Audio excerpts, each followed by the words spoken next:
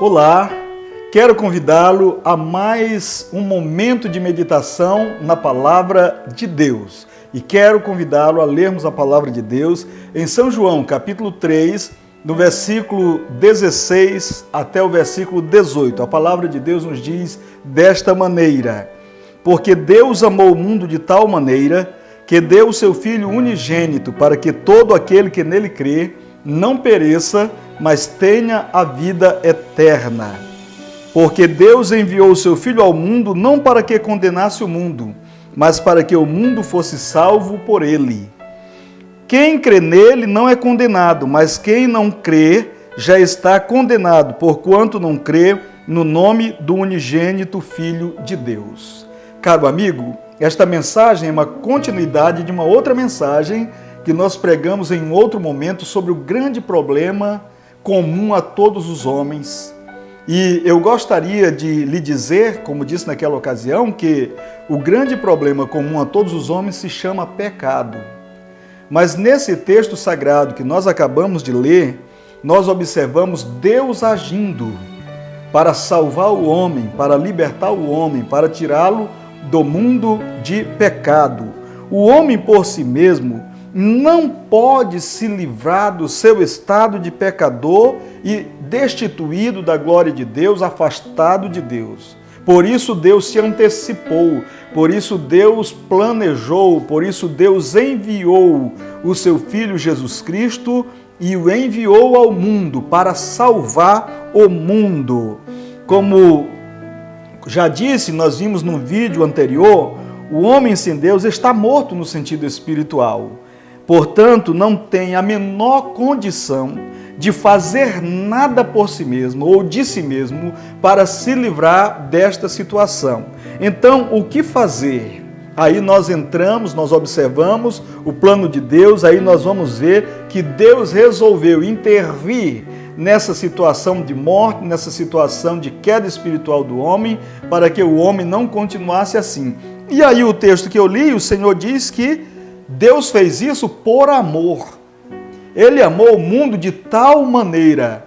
Essa palavra, ou essas palavras, tal maneiras, são tão profundas que nós não podemos compreendê-las na sua profundidade. Mas o texto, o apóstolo ao escrever, disse tal maneira, porque ele não encontrou palavras adequadas para mostrar a profundidade e a grandeza dessas palavras. Mas aí, nesse amor de Deus, que nos amou de tal maneira, ele proveu a salvação para cada um de nós. Ele proveu a solução para o maior problema da vida do homem. Então, a solução para o maior problema da vida do homem está em Deus. É Ele, o Senhor, que tem a solução para as nossas vidas. E aí nós vamos observar que tudo foi planejado. Em Gálatas capítulo 4, versículo 4, a Bíblia diz que, vindo a plenitude dos tempos, Deus enviou o seu Filho, nascido de mulher, nascido sob a lei, para remir aqueles que estavam debaixo da lei. Observe que Deus agiu no tempo certo.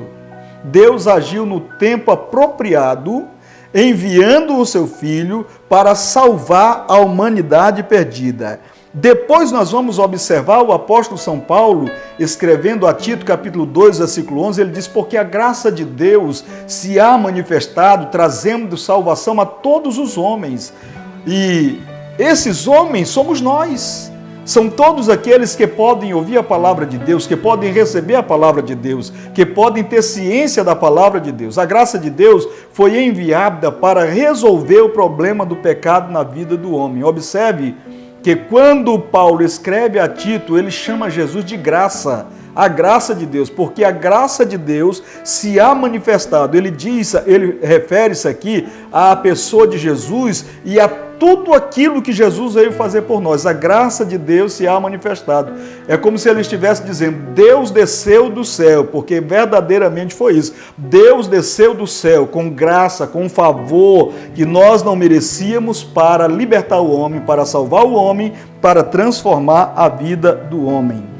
As obras humanas nunca poderão nos salvar. As obras humanas nunca poderão tirar o homem do seu estado de pecado. O apóstolo Paulo, escrevendo aos Efésios, no capítulo 2, versículo 8 e versículo 9 também, ele nos diz que é pela graça que nós somos salvos.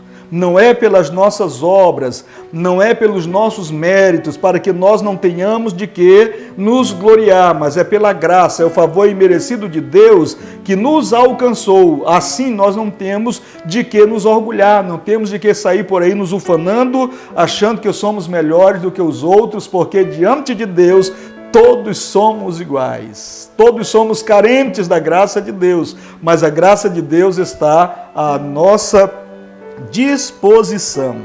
A graça de Deus, ela justifica o homem, ou seja, ela torna o homem posicionalmente diante de Deus uma pessoa justificada através do sangue que ele derramou na cruz do Calvário por nós, de tal maneira que quando o homem recebe Jesus Cristo como Salvador e daí para frente, quando Deus olha para ele, o Senhor vê o homem justo, justificado, porque o sangue de Jesus foi lançado sobre a sua vida e os seus pecados foram todos apagados. Então, a solução para o pecado do homem está em Deus. A solução vem sempre de Deus. Agora observe uma coisa, o imensurável amor que Deus tem pelo homem, no versículo 16 que eu tenho lido. É um amor tão grande que a gente não pode medir. E aí quando Paulo escreve aos Romanos, no capítulo 5, versículo 8, o apóstolo Paulo fala desse amor, fala da grandeza desse amor.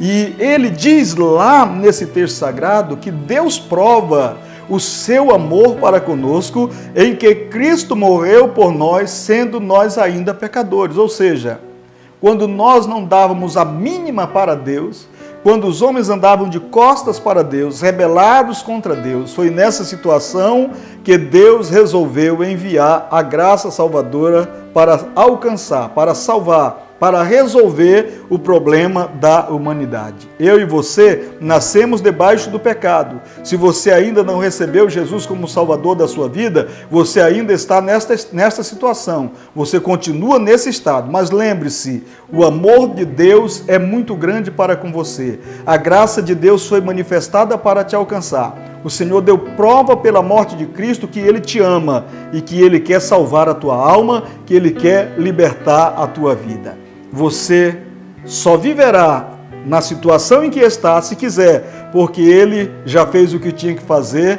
para salvar a sua alma. E o nosso conselho a você, receba Cristo como Salvador da sua vida, chame Ele para a sua vida, convide Ele para a sua vida, peça a Ele para resolver o seu problema, o problema do pecado que aflige, que mata, que destrói, que entristece a vida do homem, mas a graça de Deus alegra a vida do homem, a graça de Deus transforma a vida do homem, a graça de Deus liberta o homem. Que Deus continue abençoando a sua vida.